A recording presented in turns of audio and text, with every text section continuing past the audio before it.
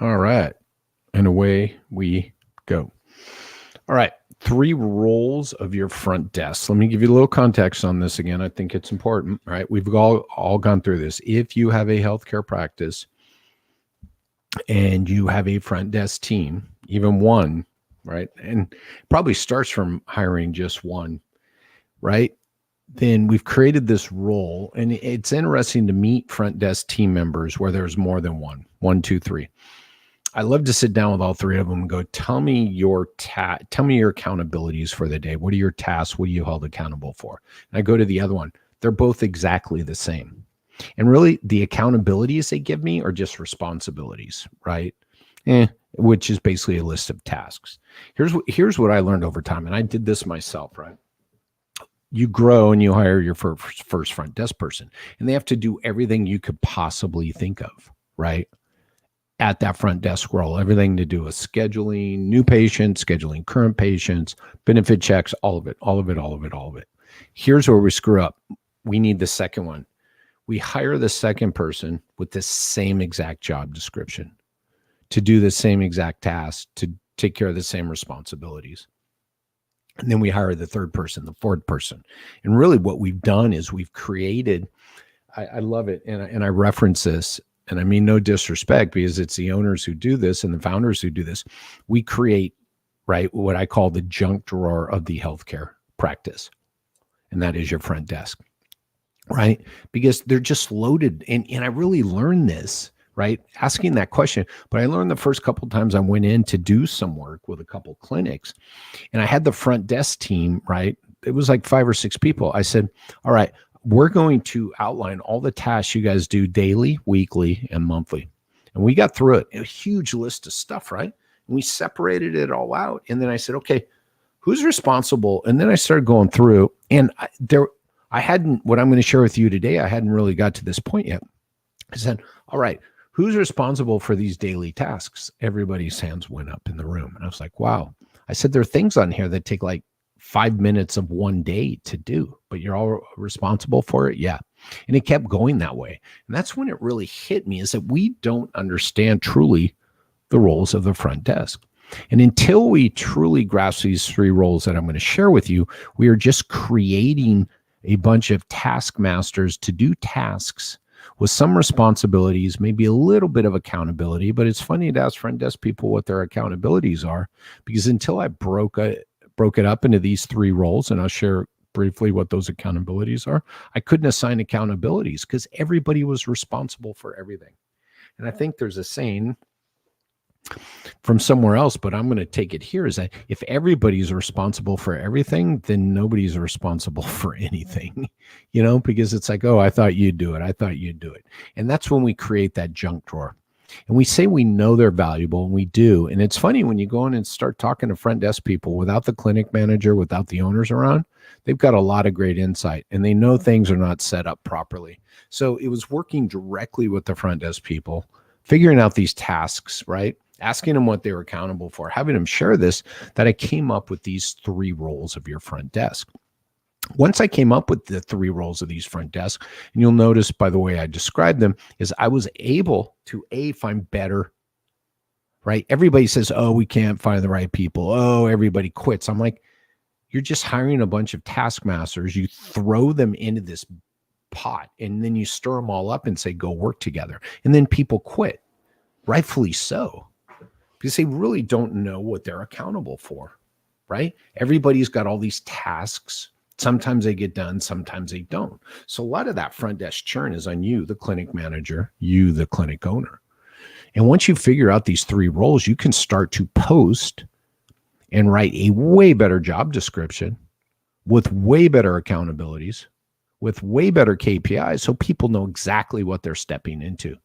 And by the way, I have found front desk teams that are frequently overstaffed.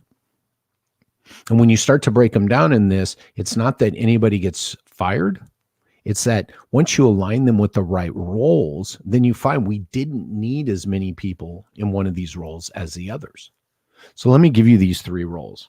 And if you start to look at it this way, then you're going to be more successful in your business, because again, you'll know how to hold people accountable, and you'll be able to find better fits. Right now, when you post for a front desk job, I don't know what you're getting, but you're probably mostly getting customer service people. Okay. Yet one of the roles is exactly the opposite of customer service. All right. So when you break down your front desk and you want to create patient success to create greater business success, you must separate it into these three roles, because each of these roles is going to own different parts of the patient's journey within your business. All right. So the three roles of the front desk. Number one is the voice of the company. This is that salesperson. They are responsible for initial contact, for taking leads, contacting them, determining if you all are the right fit for this person, and then getting them on the schedule, prepared to arrive, pay, and stay. Right? So that's role number one, is the voice of the company, right? It's that initial voice. Hello, ABC Physiotherapy. How may I help you? Yeah, I need to get scheduled. Or you send an email, right? Someone wants to get scheduled, or they walk in, right? It would, now if they walk in, it could be a little different, but basically you get what I'm saying. So the voice of the company is their accountability is lead conversion, putting people onto the schedule who will arrive and pay. And then all the tasks and responsibilities that go with that accountability are assigned to them, and they own it, right? Role number two of your front desk team is the face of the company. And this is typically where we bundle everybody and hire for this role. But I'm going to tell you right now, the customer service face of the company is not good at doing the sales part. And the salesperson is not going to be good at the customer service part. It's different attributes, different skills. So they both get posted with different tasks, with different skills, with different attributes. So you can find the best person to be the voice of the company and the best person to be the face of the company. The face of the company, their accountabilities are around what? Keeping people scheduled out per their plans of care and copay collection, right? Or payment collection, we should just call it. So that's role number two. And then role number three is admin or back office. This might be the person who's doing benefit checks. This might be the person that helps with billing. This might be the person who clicks out reports. And some of you are in a journey where you're like, well, I don't need three people. And I'm like, you're right. Yet, as you go to hire your first front desk person, that person is going to have to fill all three of those roles, maybe, probably. But yet that should be the person that you understand which of those roles they're best for. And you start getting them to help you build out the systems and the processes for the other two roles. So again, if you're small and you're just hiring a front desk person, be aware of what role do I really need to fill. And there's probably going to be a lot of crossover, and I'm going to have to find someone who can do more than one of those roles. That's cool. And then as you hire the next person, then understand, do I need a voice? Do I need a face? Or do I need more of an admin back office person? Okay. And the admin back office person is going to be, they own AR, they own, right, people, getting the proper insurance benefits, right? Everything to do around payment and collections, really. So that's their ownership. That's their KPIs. So the three roles of your front desk that you must identify and start to fill in so that you can create greater patient success is the voice of the company, the salesperson, the face of the company, which is more of that customer service person, and then back office admin person. Those are the three roles of your front desk that you must be thinking about filling, whether you have 0 front desk people or you have 6 to 8, right? Where do they fit and what tasks and accountabilities need to be assigned to each of them specifically? Awesome. Take this, go put it into place, look at your front desk, or start putting things together to hire the right people. Cheers, all.